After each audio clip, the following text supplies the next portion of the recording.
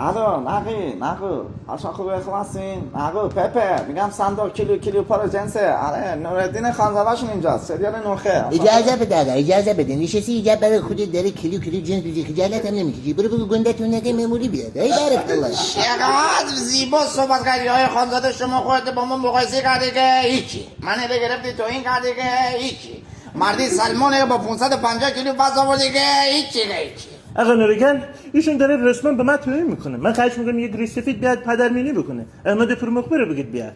به نظر من داری میری حداقل ننتو با خودت نبر بذار چراغای این خونه روشن بمونه. اینا چیه؟ اینا چراغه. اکی ره ترسیدی؟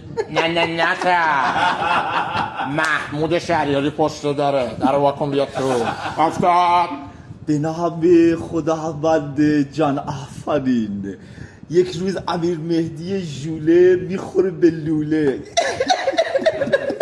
واقعا الان وقت جوک گفتنه. الان امباپه با جت شخصیش رفته اونجا داره حال میکنه بعد ما دنبال جوکی